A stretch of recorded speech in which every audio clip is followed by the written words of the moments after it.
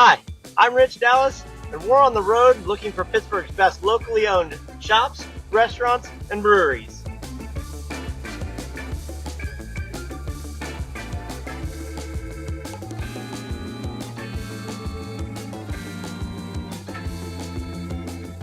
Welcome to another episode of Rich on the Road.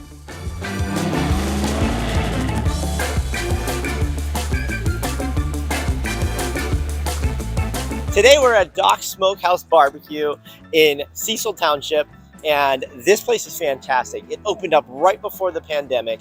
The guy is a veteran, and they never even shut down during the pandemic. So let's go inside and say hello to the owner.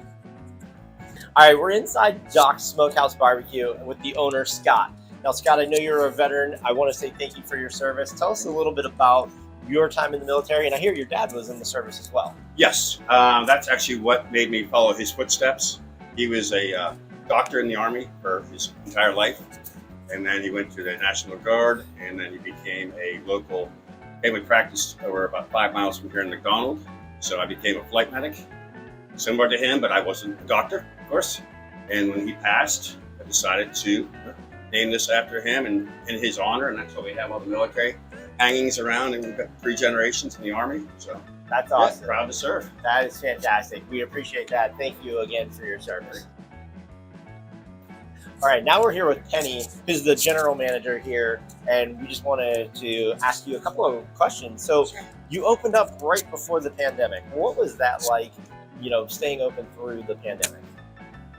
It was initially very, very scary. When we opened the doors, this community is so supportive, and there was lines out the door. It was great. And then the pandemic came 2 weeks later, and everybody was afraid, of course. So was I. So we walked around a little bit and were afraid, but the community took notice that we were open. We were not shutting down. We did follow strict COVID guidelines. We did not shut down, but the community took notice that we were open. They band together, and they made sure that we were successful during it. That's fantastic. I mean, I live in Cecil Township, and so I know how close-knit this community is, so I do love it here. Yeah. So tell us a little bit about what are the most popular items on your menu? The most popular items on our menu are desserts. I was going to say, yeah. After, though, this is a pretty impressive display. After, of course, they have the ribs. The ribs are really, really popular. We smoke typically 3-pound racks of ribs. So our ribs weigh about 3 pounds, maybe a little under, maybe a little over, depending. And then you've got brisket. His brisket is a 2-day process. Wow. It's very, very popular. It's very, very popular among the people from the South who are up here visiting. The third one was a newly added item, which is burnt ends.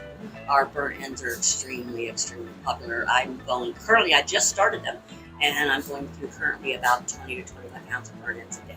Wow, that's a lot of burnt ends. Yes. We're going to have to try those. Okay, you're going to. Before we leave here. So what are your hours if somebody wants to stop by? Oh, our hours are 11 to 6 o'clock, Tuesday through Saturday. We're closed Sunday and Monday. We are known to do caterings if so needed on those days.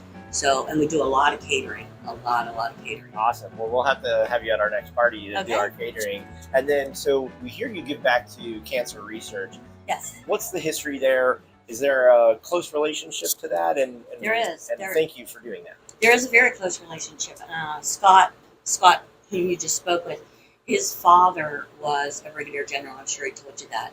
And he passed from pancreatic cancer. Oh, wow. So we start in September usually, and we run a raffle all September and October, and that goes to cancer research. We make sure. I myself am a breast cancer survivor, and I try to help out breast cancer women that are going through chemo and they're going through the hard times. It's tough surviving the disease. So I try to make sure that I have meals in the refrigerator, always here to listen, and just giving back any way I can. That's awesome. Well, it's always good to give back, so we appreciate you doing that. Thank you so much for your time. Now let's go get something to eat. Okay. That smoker. I believe he has stuff on here now. Oh, yeah. And All right, again, so tell us a little bit, what are we looking at right there? that is pork butt.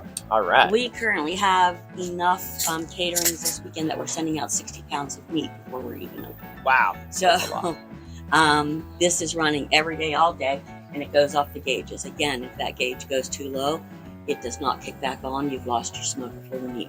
So he literally has to be out here. And I'm explaining his job, and he's standing right there. He literally has to be out here tending this all the time. Okay, and you said it was an offset smoker. Tell us a little bit about what that means.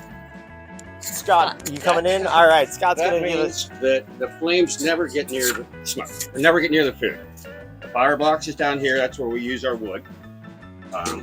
Mixture of using hickory and cherry. And it goes through the bottom of the smoker. The other end there's a hole in it, and it filters back up through the smoke and then out through the chimney. That sounds... So it never gets scorched. That's pretty cool. Yep. The only problem is you have to watch it all the time. You got to be... not fun in January. You're babysitting it all the time. Yes, this is my office out here. I like it. 3 years, I still don't have a chair there. Fun. That's good. That's good. Well, thanks for explaining how this works. Nope. Oh, thank you. Well, this just looks too good not to dive in, so I cannot wait.